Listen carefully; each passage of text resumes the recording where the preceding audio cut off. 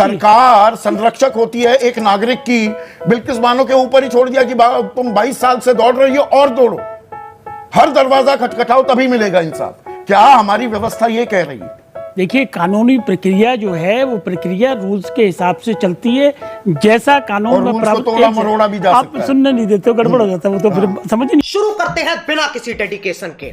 AK Vajpayee, ये मतलब इंसाफ का एक तमाशा भी बना, ये मानेंगे आप?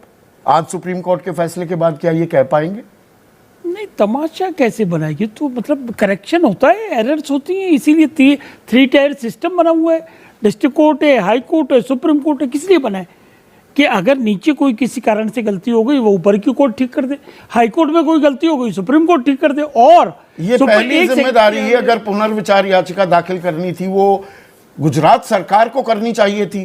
सरकार संरक्षक होती है एक नागरिक की, बिल्किस बानो के ऊपर ही छोड़ दिया कि तुम 22 साल से दौड़ रही हो और दौड़ो, हर दरवाजा खटखटाओ तभी मिलेगा इंसाफ। क्या हमारी व्यवस्था ये कह रही है? देखिए, कानूनी प्रक्रिया जो है वो प्रक्रिया रूल्स के हिसाब से चलती है, जैसा कानून में तोड़ा मरोड़ा भी जा सकता है। आप सुनने नहीं देते हो, गड़बड़ हो जाता है, वो तो फिर समझ ही नहीं आएगी ना। आप कहाँ के ज्ञानी बाबा? कानून को तोड़ा मरोड़ा नहीं जा सकता, इंटरप्रिटेशन होती है। अब इसमें सुनिए क्या है, रूल 376 है जेल मैनुअल का, जो सारे प्रिजनर्स को लागू होता है। और उसमें क्या बोला है? Prisoners shall be granted remission, shall be word है, shall be granted remission for keeping peace and good behavior in jail. So simple. 2014 की रिमिशन पॉलिसी है गुजरात सरकार की, साफ उसमें लिखा हुआ है CBI के पास केस हो, बलात्कार हत्या का मामला हो, तो कोई सजा माफी का प्रावधान ही नहीं है। आप ही ने बाबू आपने जवाब दिया है कि ये जिस डेट की इंसिडेंट है जब कन्विक्शन हुई है उस तब ये भी फिर से वही बाल की खाल निकाली जा रही है। तो वकालत में और हम क्या करते हैं? हम लोग सिर्फ इंटरप्रिटेशन ही तो करते हैं। चड्डा साहब बैठे हैं, उज्जवल निगम साहब भी बैठे हैं, इन्होंने बड़े बड़े केसों में कन्विक्शन कराई है। पॉइंट वो नहीं है। देखिए, इसको पॉलिटिकल कलर मत दीजिएगा प्लीज। पॉलिटिकल कलर ना दिया नहीं नहीं, बिल्कुल नहीं देना चाहिए। इसमें पॉलिटिकल कलर तो हो ही रहा है। बीजेपी आज बिल्कुल खामोश है। अरे खामोश है नहीं है, ये प्योरली लीगल क्वेश्चन है कि रेमिशन should be given on what ground.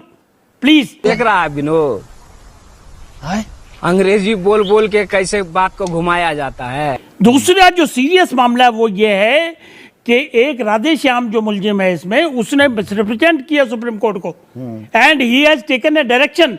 तो गुजरात उसी को आधार बनाकर गुजरात सरकार ने सजा माफी कर दी 11 लोगों की। एक सेकंड सुनो ना, समझ में आ रहा है मुझे? नहीं आ रहा, नहीं जल्दी में नहीं आएगा, जल्दी में नहीं आएगा। हाँ। हमारे साथी भी समझ लेंगे, बड़ी क्लियरली समझ लेंगे। हाँ। सुप्रीम कोर्ट में रिट पिटीशन फाइल करी राधे श्याम ने और मिस रिप्रेजेंटेशन ऑफ फैक्ट की वजह से डायरेक्शन ले ली to reconsider the remission order. Gujarat misrepresentation नहीं, फ्रॉड का ये सुप्रीम कोर्ट ने फ्रॉड वर्ड यूज किया on the basis of fraud. और अब दूसरी बात सुप्रीम कोर्ट ने कही, वो इंपॉर्टेंट है समझना, उसने कहा कि भाई गुजरात सरकार को जुरिस्डिक्शन नहीं है because the matter was tried at Maharashtra, so Maharashtra jail authorities can decide. Gujarat सरकार के कानून विद इतना बड़ा डिपार्टमेंट होता है, उनको ये बेसिक सी जानकारी नहीं थी। किसको? गुजरात सरकार के वकीलों को, पूरे लॉ डिपार्टमेंट को। उसका जवाब दो। सब व्यक्तियों में वकील सब सरकारों को भी रिप्रेजेंट करते हैं, हम भी रिप्रेजेंट करते हैं। जो बाबू फाइलें लेके आता है ना वो ब्रीफ करता है। ये तो एडवोकेट साहब की चतुराई होती है कि वो अपने हिसाब से अरे एक की चतुराई हो सकती है, बाकी क्या पूरा महकमा है। इसमें सीधा मामला ये है कि महिला सम्मान के साथ गड़बड़ हुई है, नंबर 1, और उसके लिए उनको लाइफ इम्प्रिजनमेंट मिली है बकायदा 11 कन्विक्शन गाजे बाजे के साथ उनको सम्मान। उस पे आई है मिठाइयां खिलाकर मालाएं पहनाकर स्वागत किया गया 15 अगस्त 2022 को। ये सदैव इसको कंडेम नहीं, इसको जितने कड़े से कड़े शब्दों में निंदा करनी चाहिए वो करनी चाहिए। इसमें हम बिल्कुल आपके साथ हैं और समाज के साथ हैं। इसमें तो बिल्किस बानो को और उन जैसी प्रताड़ित महिलाओं को ठेंगा दिखाया जा रहा है ना कि कर लो क्या करोगे, निकल आए हम। नहीं, तो नहीं वो नहीं है। एक और पीड़ा देखो उसकी, किसी ने कोई कंपनसेशन तक नहीं दिया है। 22 साल लड़ाई लड़ी उस महिला ने और हीनियस क्राइम रेप वाला, कैसे कैसे वकील वॉलंटरी भी आए कई लोग, लेकिन उसके बावजूद भी उसे कहीं कोई किसी तरह की कोई कंपनसेशन। कम से कम आपने अपनी संवेदना भी जाहिर की है। यही नहीं, अभी और सुनिए। विक्रम सिंह जी इतने साल कानून के संरक्षक आप रहे, ये कंफ्यूजन, कन्वीनियंट कंफ्यूजन समझ में आती है। सुप्रीम कोर्ट में कोई चला जाता है, गलत फैक्ट्स रख देता है, गुजरात सरकार संज्ञान ले लेती है, केंद्रीय गृह मंत्रालय भी उसकी इजाजत दे देता है। ये कमाल की कंफ्यूजन थी। संदीप जी नमस्कार। केवल 4 बिंदु प्रस्तुत करूंगा। नंबर 1, अन्याय का ऐसा नग्न उदाहरण और कोई ढूंढना मुश्किल है, मुझे अपनी याददाश्त पे नहीं आ रहा है। जिसको आप कंफ्यूजन कह रहे हैं वो दरअसल है आपराधिक षड्यंत्र, क्रिमिनल कॉन्स्पिरेसी। विद्वान अधिवक्ता बैठे हैं 120B। अगर सारे कंफ्यूजन में अंततोगत्वा एक ही पक्ष लाभान्वित हो रहा है और एक ही पक्ष पीड़ित हो रहा है तो वो कंफ्यूजन नहीं, वो कॉन्स्पिरेसी कही जाएगी। और इसके ऊपर मेरी प्रबल संस्तुति होगी, CBI इन्वेस्टिगेशन हो और 30 दिन वर्किंग डेज के अंदर इसमें मालूम पड़ जाए। ये तो बड़ा कन्वीनियंट है कि कह देना कि बाबू फाइल ले आया और हमने उसमें बाएतबार, जो पुलिस की भाषा है ऑन ट्रस्ट, बाएतबार हमने चिड़िया बैठा दी। ये चिड़िया बैठाने की तनख्वाह अफसरों को और जो लोग सत्तारूढ़ दल में बैठते हैं या जो कोई जिसने निर्णय लेना था प्रशासनिक, वो चिड़िया बैठाने बिना माइंड अप्लाई किए नहीं करता है। लीगल ओपिनियन लेनी चाहिए थी, अभिलेखों का अनुश्रवण करना चाहिए था, लीगल ओपिनियन के बाद माइंड अप्लाई करना चाहिए था। कंफ्यूजन की गुंजाइश ऐसे संवेदनशील प्रकरण में है तो इसका मतलब वो उस पद के योग्य ही नहीं है जिस पद पे बैठ करके उसने अपने कलम और अपने ओहदे का दुरुपयोग किया। संदीप जी, कहीं कंफ्यूजन नहीं है, यह सरासर एक पक्ष को लाभ पहुंचाने की नियत से यह किया गया। अरे बाप रे, ये तो धोती खोल रहा है। फिर बेहयाई तो ये देखिए, उनका नागरिक अभिनंदन होता है, लड्डू खिलाए जाते हैं, माल्यार्पण होता है और एक चीज जो नहीं बताई गई कि ये अमुक बिरादरी के हैं, इनसे गलती हो ही नहीं सकती। ये तो मैं आज ही सुन रहा हूं कि किस जेनेटिक्स के या किस DNA के आधार पर या किस जेनेटिक स्टडी के या जेनेटिक इंजीनियरिंग के आधार पर कहा जा रहा है कि ये गलती कर ही नहीं सकते हैं, ये देवतुल्य हैं।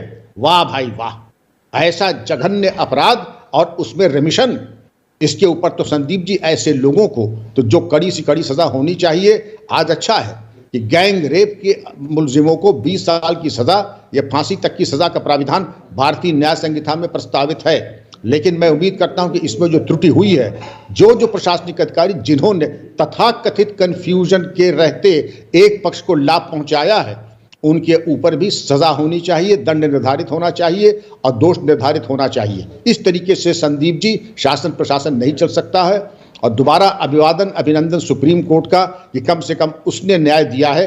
बाकी हर जगह से निराशा के बाद बिल्किस बानो की क्या मनोदशा होगी ये हम सब समझ सकते हैं। और संदीप जी, बात यहीं समाप्त नहीं हो जाती है, इस पे केस स्टडी होनी चाहिए।